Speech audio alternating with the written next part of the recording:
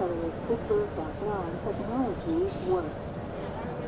Inspire Therapeutics is developing single-dose therapies for the treatment of rare... All right, good afternoon, everyone. Thank you for being here. We have a great panel here. I'm going to start with introductions. So we have Dr. Wang, who is the Director of Cardiac Arrhythmia Center at Stanford. Then we have Dr. Oesterle, Cardiac Electrophysiologist at UCSF. We have Jessica Golbus, cardiac heart failure and transplant cardiologist at University of Michigan. And we have Dr. Martin, who is a preventive cardiologist as well as director of Health Technology and Innovation Center at Johns Hopkins. And we also have Dr. Chesnutt, who is a pulmonary critical care doctor and is at Apple Health. So our focus today is to talk about exercise in atrial fibrillation. So first question I'm going to ask Dr. Oesterle is, you have recently led a meta-analysis of randomized clinical trials on what is our evidence currently on exercise in atrial fibrillation? You know, how much is too much for patients with different types of AFib? Thank you very much, and I think it's a great question. So there's not a lot of data out there, and I can briefly summarize what we know, probably focus more on what we don't. There's been epidemiologic data that came out maybe 20 years ago or so, starting from Europe, that showed that high-endurance athletes, marathon runners, professional cyclists, people that do a lot of endurance work, have a lot more atrial fibrillation than case-matched controls, age-matched controls, and people that are less active. So because of that, and the fact that we see that clinically not uncommonly, especially in the Bay Area, I think people kind of minimized lifestyle modification and exercise as treatment for atrial fibrillation because at least on the extreme level it seems to make it worse. More recently we've realized that obesity, diabetes, sleep apnea are all major risk factors that contribute to atrial fibrillation. And as a result of that, I think exercise has come back in as a potential treatment. So over the past 10 to 15 years, there have been about 13 randomized controlled trials, and they have basically shown that atrial fibrillation is safe, exercise treatment in atrial fibrillation is safe at a level of, 200 METs a week, so 30 minutes a day, moderate activity type of activity. It doesn't increase the amount of atrial fibrillation you have, it makes you feel better, but it may or may not decrease the amount of atrial fibrillation you have. There was one recent randomized controlled trial that has yet to be published that was presented last year at ESC out of Australia that showed a reduction in burden with exercise, but that is a single center study and it hasn't been replicated, and most of these studies have not used a consistent monitoring for atrial fibrillation, so it's not really clear how strong or weak the effect might be. Thank you very much for your thorough response. And I'm going to turn it over to Dr. Wang. So it sounds like we have evidence supporting benefits of exercise in reducing the AFib burden as well as improving quality of life. What is the state of exercise recommendations in clinical practice with patients? Should we be recommending exercise to all patients with AFib, or there should be some selection of who can benefit? Yes, I think, again, as Dr. Oesterle has correctly pointed out, we have a paucity of data. Even our guidelines really are not very clear in the individuals with atrial fibrillation, both persistent and non-persistent. So there is really ample evidence in patients that are non-persistent that it's very safe to have an exercise, even a fairly high-intensity exercise. So I think we're pretty strong grounds in that regard. I think it's much harder to provide guidance for our patients who are in atrial fibrillation. Largely, as you know, that we would expect an exaggerated response, often twice as great an increase from resting heart rate during exercise, and so that can be very confounding. And indeed, our patients typically have a decrease in their max O2, their exercise capacity.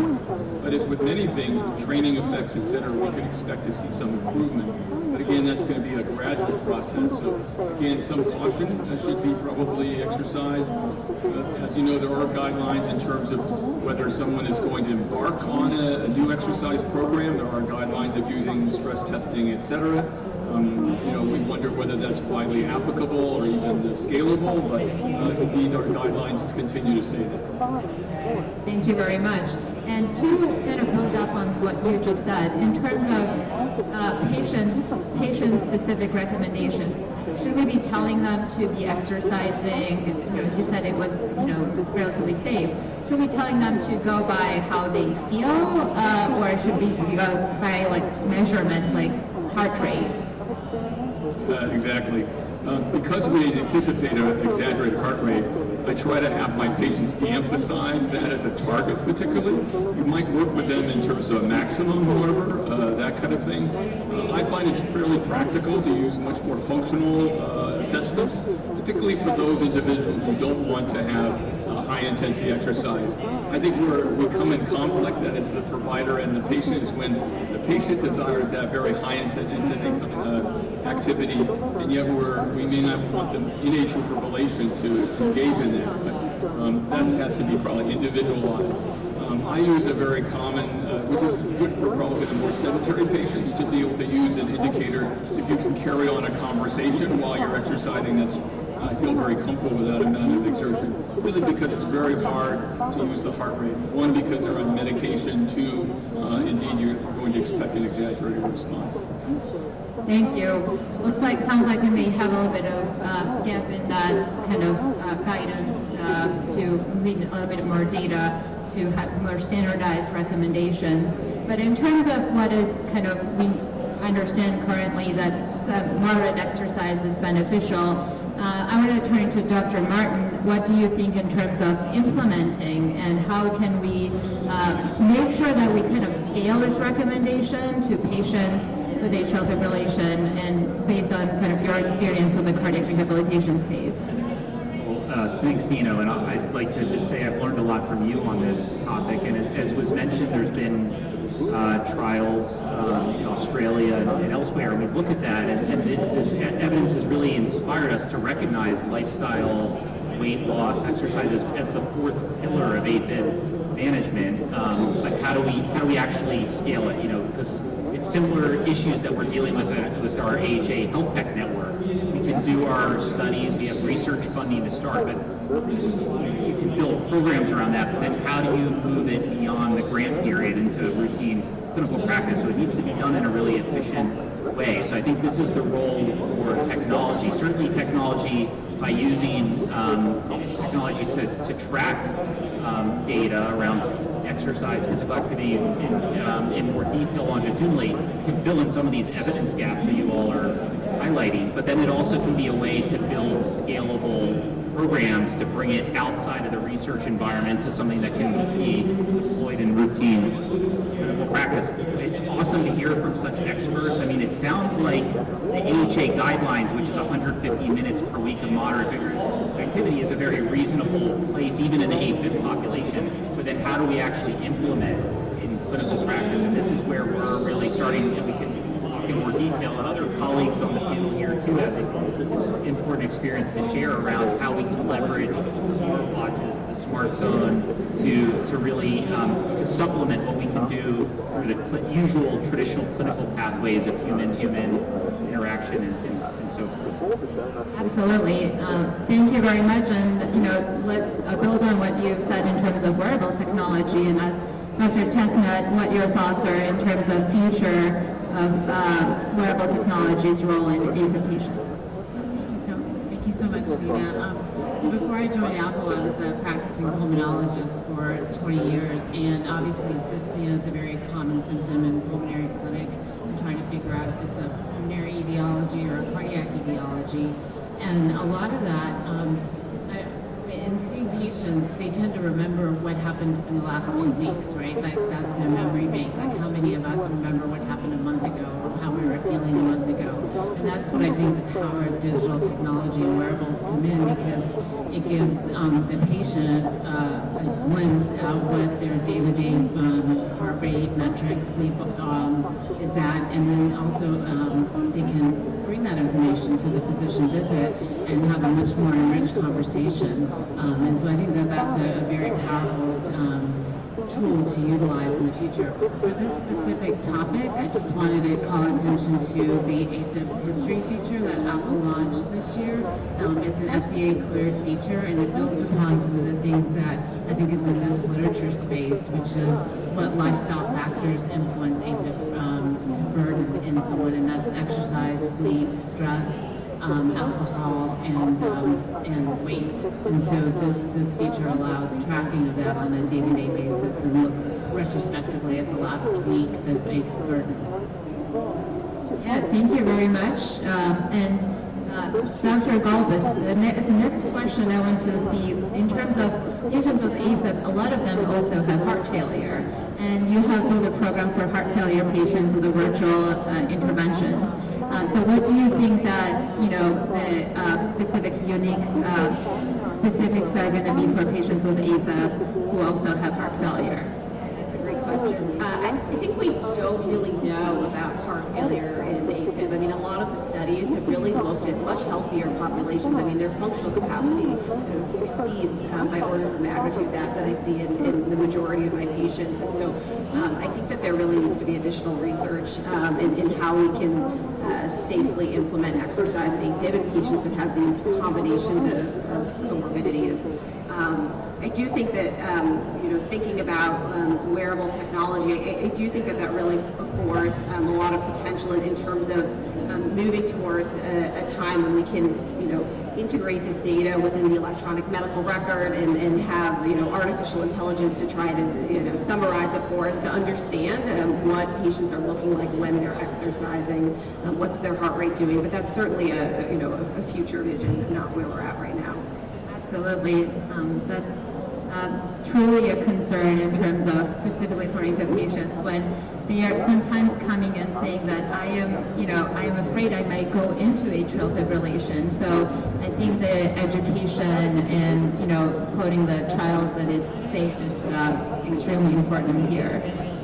And Dr. Wang, I want to ask you in terms of potential barriers and also facilitators. What do we need to do in terms of policy and insurance, level to make sure that what we were talking about, the implementing with the virtual and digital health technology, we can actually get it to the patients?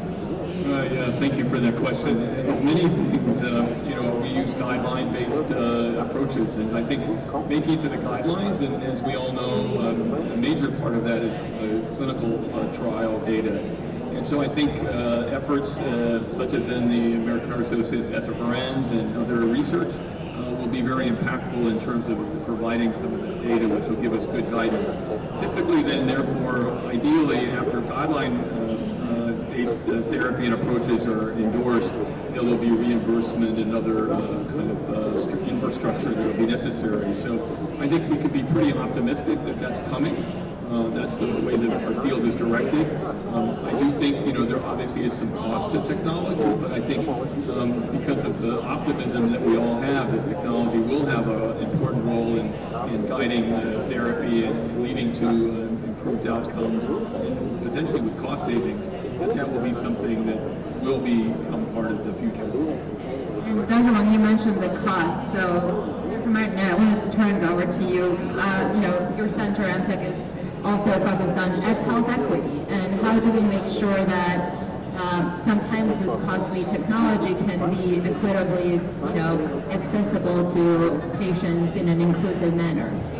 Yeah, it's a critical question, Nino. And by the way, Nino credits MTech Center, but Nino was the first fellow in the MTech Center. It was a huge part of building the MTech Center. So thank you for all your leadership and efforts. When it comes to cost, this is tricky. I mean, certainly technology does cost a certain amount of money, and there's a digital divide. There's differences in who can afford what and what folks have. But yet, in some of our research in heart attack patients, we found that there's actually the potential for cost savings, large amounts of cost savings.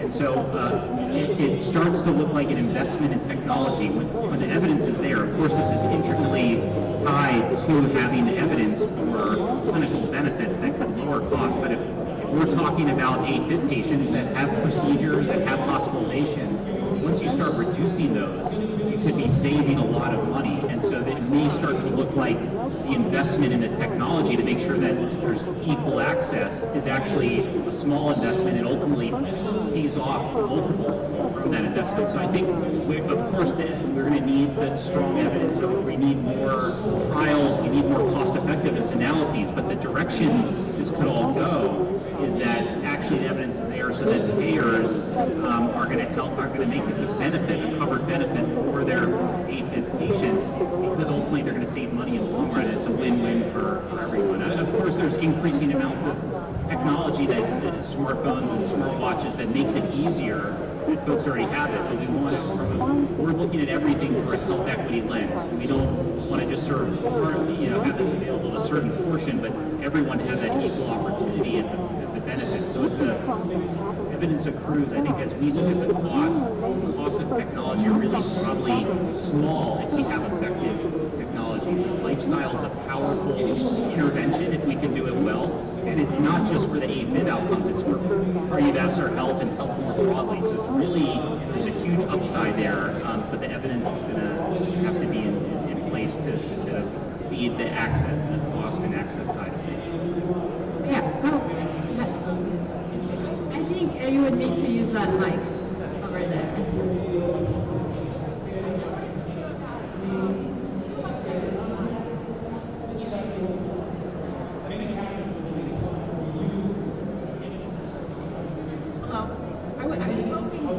Too much exercise.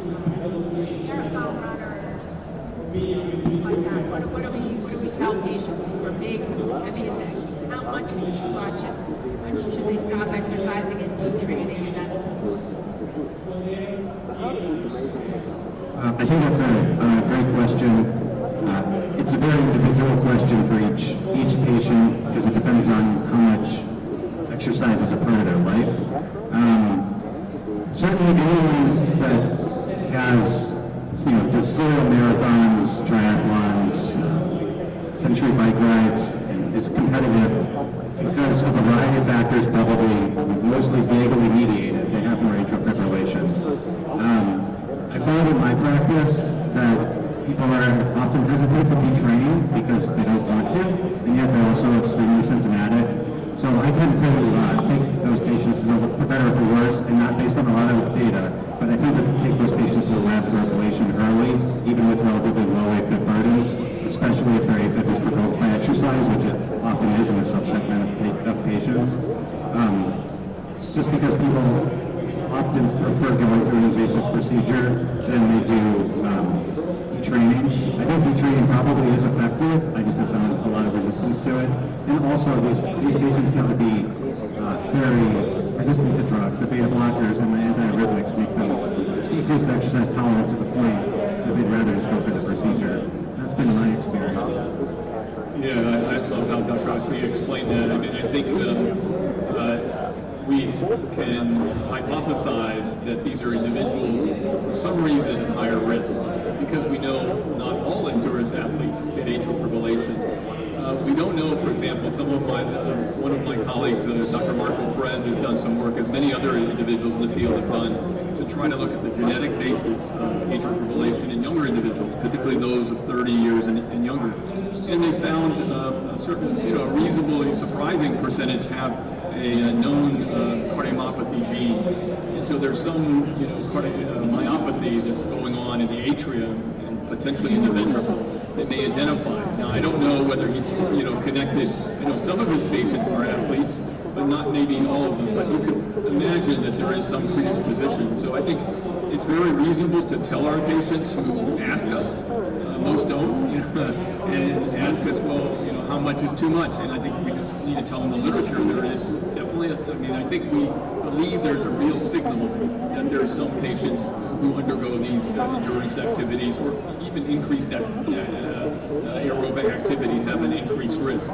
We just don't know the entire picture as to identify those patients or to predict that. But in the future, I think we will understand that much better.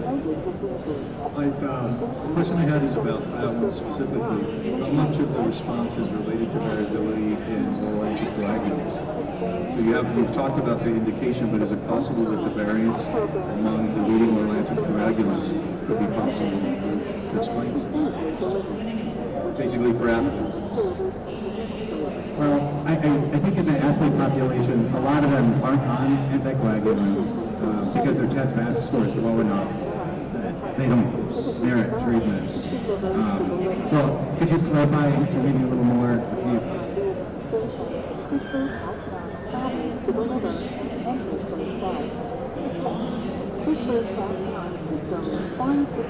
Cardiovascular rehab or AFib rehab often has a component of exercise to it. It's not just marathoners. I think Were you asking about reluctance to be on oral anticoagulation? Is that what you're thinking?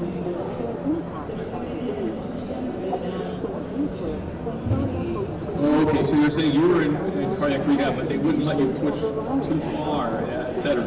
And that's what we kind of reflect on. Yes, I think that can be the case, depending on what the cardiovascular condition is and the assessment, et cetera. So it is possible you'll be limited, particularly in early stages of cardiac rehab, but I could turn to my colleagues who know much more than I do about cardiac rehab. So I think he's asking, is it variability in the drugs you're taking that determines how far you can go in cardiac rehab? Do you want to answer that, Dr. Martin? I could. Maybe I'll turn over to you, Dr. Golbus, in a moment.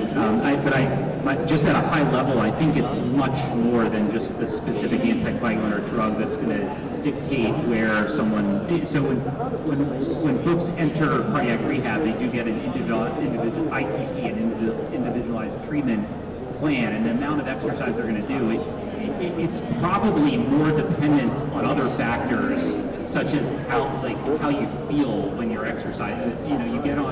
You're gonna exercise in a moderate setting. We'll see how the heart rate's doing, blood pressure, but also how you feel. How out of breath do you feel with the initial amount of exercise?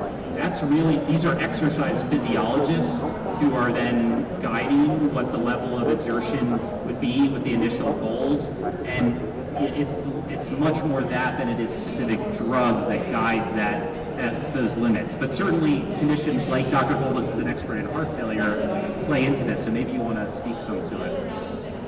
Yeah, I mean, I think that's really a niche area, kind of independent of AFib, with certain, cardiomyopathies where exercise is, contraindicated at higher levels.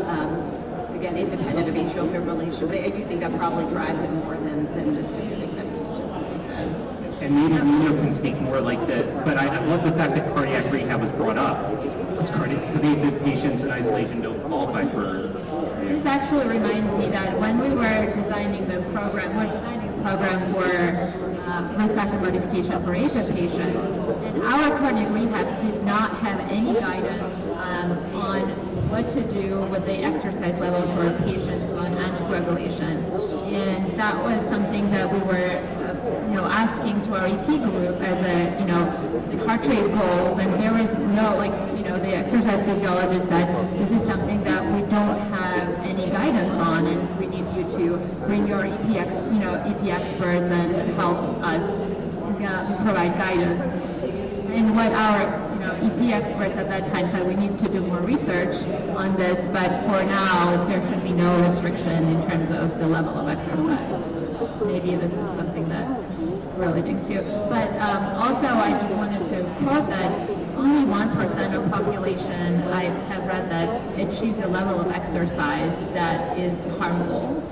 So we are talking about really, really, strenuous exercise, and that can be promoting AFib. So to change a little bit the topic right now is, when should we, some people say that we should start exercise after ablation. And some people say that we should first do risk factor modification to set up for success after ablation.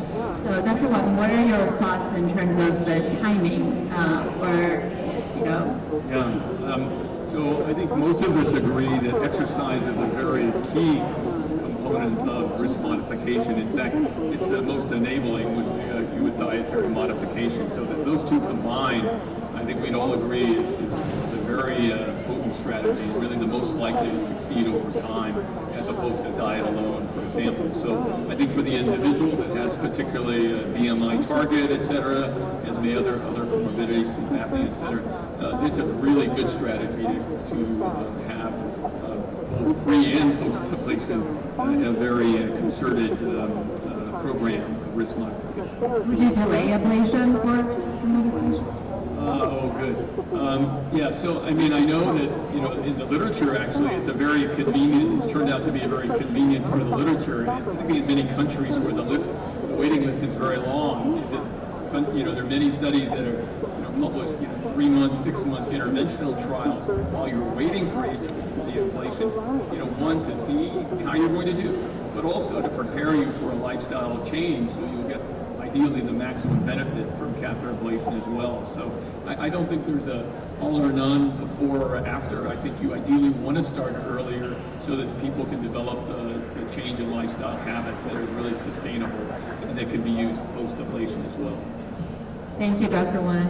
And Dr. Oesterle, as we were talking about the rhythm control and exercise, any concerns with the antiarrhythmic therapy and specifically, you know, class 1C or other type of class of medications and exercise? I don't think so. I mean, I think certainly with 1C agents, if you have elevated heart rates and other arrhythmias that can be proarrhythmic, that said, you know, as long as the patient's on an AV nodal blocker, they usually can't get their heart rate up fast enough to have that effect. So I think in general, I don't worry too much about the danger of any antiarrhythmic medications with exercise. That said, a lot of people who are on them can't exercise very much because they just can't get their heart rate up and augment their cardiac output to the point where they can exercise. So in that case, when someone's really trying to exercise and push it and is extremely adherent to what you're saying, I find that often I have to de-escalate antiarrhythmic therapy to help them out, and then they end up just wanting to go for the procedure. And I agree with your previous question that Dr. Wang answered, which is you can delay ablation. If you have a 10% weight loss at a BMI over 27, you do have better outcomes after your procedure. But just for patient benefit, if they're symptomatic, I tend not to do that. Thank you.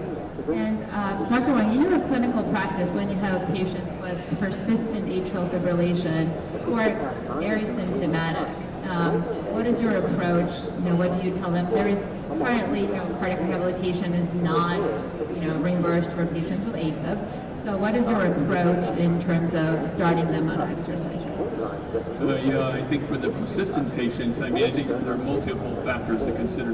The main one is really what your ultimate rhythm strategy is going to be. I think either you're going to decide this is someone who's going to be in chronic atrial fibrillation with rate control alone, then really I think your goals are to improve exercise tolerance, and so that's going to be with gradual escalation of increasing, you know, effort, exercise program, et cetera. So rehab program would be very ideal. Then for the other individual, really they actually might benefit from restoration of sinus rhythm because they're actually in this cycle where they can't exercise very well because their heart rates make exercise intolerant. So they're in a little bit of a catch that they can't, you know, one, lose weight, they can't really improve their overall capacity, et cetera. So restoration of sinus rhythm becomes really important for those individuals. Then they could probably do better in terms of their risk modification, et cetera, improvement of quality of life, et cetera. So it's really that first decision we make, and then we'll go on to decide which arm they're in. Yes, thank you very much. There's a question over there. Thank you. I'm not well versed in atrial fibrillation or anything like that, but as I was listening to you guys, I was hearing a lot of issues like patient recruitment, wearable devices, issues with insurances, and a variety of things. So how have you guys worked either together or with other physicians to try to build bridges between all of these different connectors? Because you talked about somebody that does genetics, for example. So how do you guys work to really try to target that particular issue and really bring all of what you're talking about together? With Apple, for example, having that new device, how do you guys work with insurance companies to make it so that everybody can have access to that information? Because not everybody has, I'm an Android person, for example, so I don't have Apple, but how have you guys worked either together and with other physicians? And are the data that we're talking about, are they mostly USA based, or are we also looking at international patients? So, thank you. I could take part of that, but I'll shift it a bit because of your really outstanding question, and really that is to put a plea into really what's a focus on diversity, and particularly in terms of gathering clinical data in clinical trials. The American Heart Association has supported a strategic focused research network around diversity in clinical trials. So I think one of the first things is getting more data. And so I think we do need to do that. In the U.S. healthcare system, we have a lot of different barriers, unfortunately. Some of them are exaggerated in some of our settings where, our safety net hospitals, for example, it's going to be difficult to come up with a technological solution. And that's one of the things I think I'm particularly interested in, is to try to figure out what would you need to show to get adoption at some of our most lowest resource elements in the United States, meaning, wow, it requires an investment. How are you going to even do that?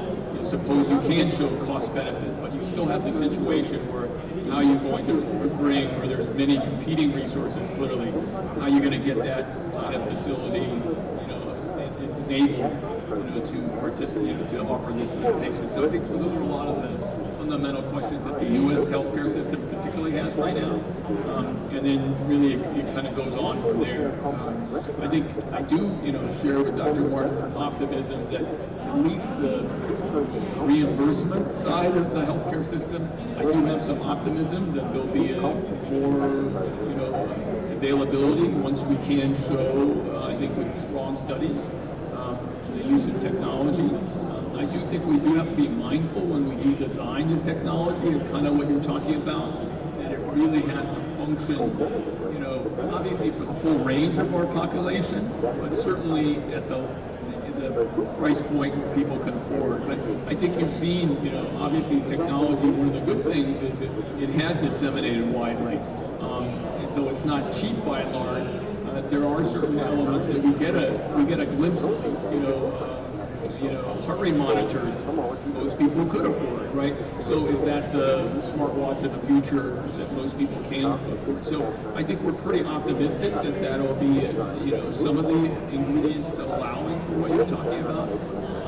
Globally, I have much less knowledge about, but I worry much more globally. I think globally, a lot of the technology is just, we're still really off, right? Because I think the good news, again, others know a lot more than I do, but, even the use in most of the world of text, SMS texting, has been really shown by many clinical trials to be quite effective. And really, most of the world, has a text-enabling phone, and that's, what they acquire first, when they have the resources. So I'm still hopeful that even the rest of the world will have some other solutions. That is definitely one thing we would love technology to think about, as to how to develop those really low technology where everybody in the world can get access and can do a bit more than texting alone. So maybe, some other capacities. You could imagine pretty easily, something that could measure pulse and a few other parameters that can function in a kind of minimal communication system, So, maybe those will be possible globally also. But I think we have to have some insight into that and some, intentionality as well. If I could just try to build on Paul's, and also turn it over to Dr. Chesnutt as well. I just wanted to call out, it's such a great question. How are we working together to solve this, right? Like, this meeting is all about connecting, learning, sharing, and how are we working? This is a big problems that we're talking about. How are we solving it together? So I just wanted to give, a shout out to the AHA for funding these strategically focused research networks, like Paul said, which brings folks together working together. But the AHA serves as sort of that connection point, but it's also the companies like Apple that are really critical here that interface with a lot of other folks. Some of the collaborations that we've had in the health tech space have come because another university was talking to Apple, and Apple said, hey, you guys should talk to each other. So, I mean, it's an ecosystem that we're in, and it's such an important question that you asked. But I want to turn it over to Dr. Chesnutt to comment. It was a really great question, and part of the reason I'm here is to really reinforce that we want to collaborate. We want to collaborate with government institutions, academic partners, and move research forward. And that's really important because we really want to follow the scientific principles and the evidence at Apple, and we want to make good features for our users. And to address your diversity question, like when we take a feature to market and publish it and get FDA clearance, we use a really diverse group of population to get that clearance. So, for example, this AFib history feature, we had 3 million tachograms with 2,500 patients go into the development, and then the validation was another 280 people compared to a patch device. So, and in that population, different skin tones, male, female mix, all those appropriate diversity aspects were taken into consideration. And to build on this diversity, I think we should have patients at the center of, with different backgrounds when we're developing this technology. So when we were building the AFib program, we had patients and clinicians who were diverse guide us and tell us how can we implement this technology in a way that is meeting their needs and is feasible for them. And we also, when doing this, looking into this, a lot of people with the lowest resources tend to use technology the most because they are busy, they have, they are at work, and they are not able to, or they are living in the remote places where they don't have access to the doctor. So they are the most willing to use, basic technology to take care of their health. So thank you for that great question. All right, so as we're getting closer to the end of our discussions, I'm going to open up to everyone to comment on the kind of future directions and, just to kind of summarize the future steps in order for us to get the exercise for patients with atrial fibrillation at scale. Sure. So, as I mentioned, I'm very optimistic that we'll have really very potent technological, approaches, but they'll really integrate a lot of other knowledge, right? The knowledge about genetics, other aspects of people's physiology and history, and with that, I think that'll form the basis of how we can better help people and guide people as they are active, as well as identifying and diagnosing different conditions, arrhythmias, and other heart conditions. Yeah, I think it's a terrific question. I think, at least in the United States, the major challenge is that much of this is not covered by any payer. So, I mean, from an atrial fibrillation standpoint, it should almost be standard of care that we have multidisciplinary clinics that integrate all of these lifestyle interventions and meet patients where they are and give them cardiac rehabilitation if they need that much intensive help, or you can transition to wearables and they can do this themselves if they're more independent, but none of that's reimbursed right now. So we just need to convince Medicare and others that this needs to be reimbursed. We need large outcomes trials that show benefit, and I think once that happens, because I think there is benefit, then this will become more available to everybody. Great. Thank you very much. The audience has been very active. We welcome that, and we're going to welcome other questions as well.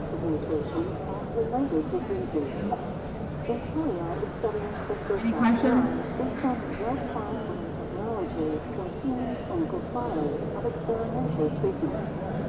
For the first time, our programs are testing. The liberty of asking one question.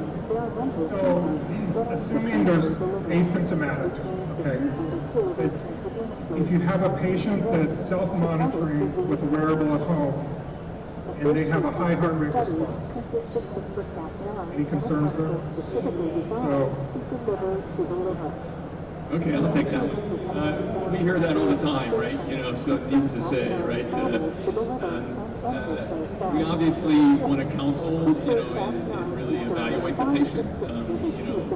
Very often the typical situation is, oh, my heart went up, but I felt nothing and I felt fine. I'm a bit skeptical that that's a false positive, right? But we need to know more about that. On the other hand, the person says, gee, I started getting short of breath and the monitor kept showing a different heart rate and it was very irregular. Oh, they probably went into atrial fibrillation. So we can learn an awful lot in this. The Apple Heart studies, really landmark studies show really we're able to use technology that's really widely available. And that, again, that's really the promise of this technology is that,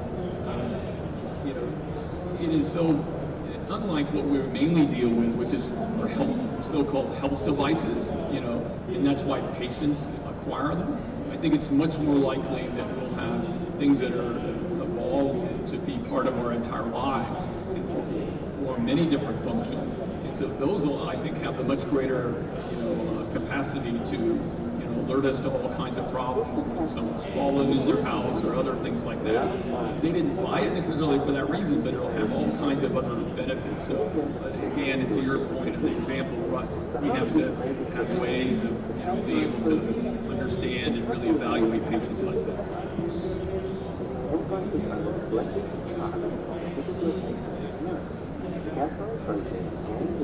I'm a cardiac arterial disease patient, idiopathic hypertension, dyslipidemia, nothing advanced hereditary quadruple bypass surgery because they couldn't do more 3.5 years ago. But my family got me an Apple Watch, and I have a second branch off my RCA that should have been bypassed, but it was too small a passage. And in my 3-year follow-up on a perfusion test, there was a small evidence of ischemia, very small, but in October, in December, and in January, I had AFib show up on my watch, and I went to my cardiologist with the preponderance with the small trace on the EKG and the AFib. He was like, you know what? Let's go do an angiogram because I suspect that this one last place that I didn't get to, I suspect that's what was going on, and it resolved. So I got a stent, very easy in May of this year. And the therapy and the rehab is what I was sharing before. She was like, in cardiac rehab, it's like, be very moderate. When I'm back to running, I'm on an anticoagulant, so I can't actually run into low impact on a machine so that I don't fall. But it's exactly that Apple Watch. I mean, I just think everybody should get one. Literally, I was able to show 3 EKGs when I was in AFib. I was like, yeah, this is not fake. I'll comment again. The atrial fibrillation particularly is a great example of, something that can be silent and underdiagnosed, but has major implications, particularly for stroke. And so the ability potentially to diagnose a condition so impactful as atrial fibrillation for our entire population is, truly revolutionary.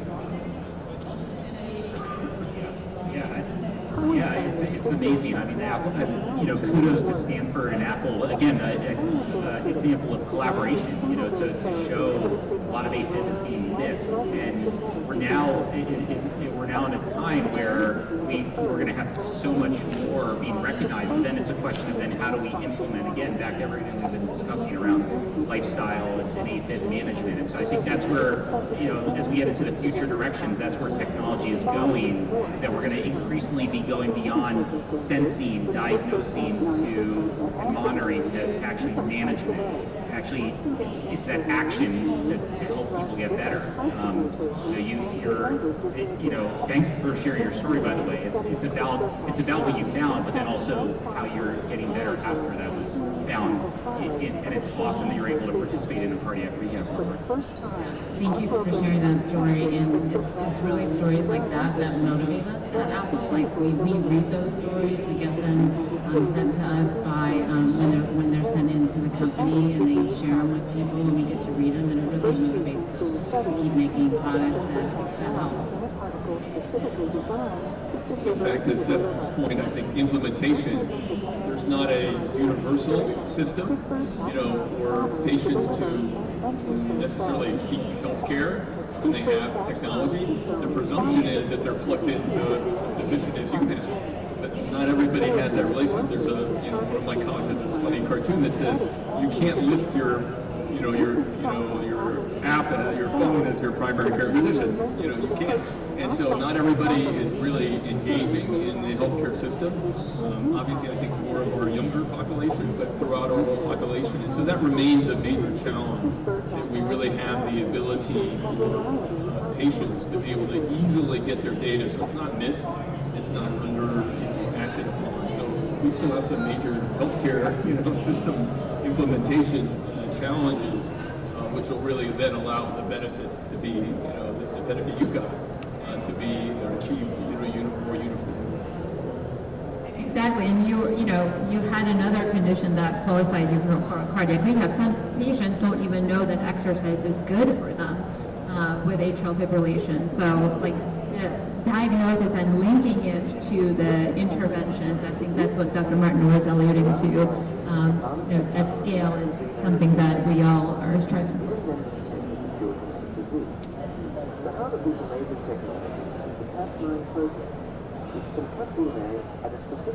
Thank you all for this. This is a very exciting topic for me. I'm a physical therapist by training, specializing in cardiopulmonary rehab. And most of my patients that I saw were in the acute care environment. So oftentimes I would look at two things when I was rehabbing these patients. One, are they rate controlled?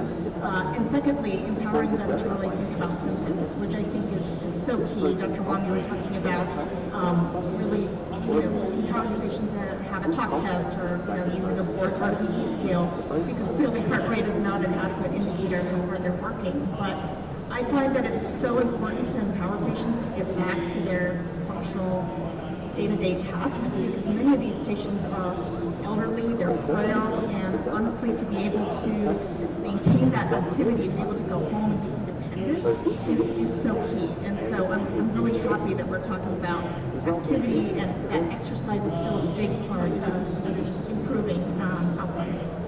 Thank you. We are at the Heart Association meeting where exercise has obviously been embraced as part of its mission. So thank you for your comments. Thank you, and I definitely want to thank if there are no other questions, thank our panel members as well as Mr. Patrick Dunn for arranging this amazing discussion, and we look forward to continuing the discussion around exercise and AFib in the future.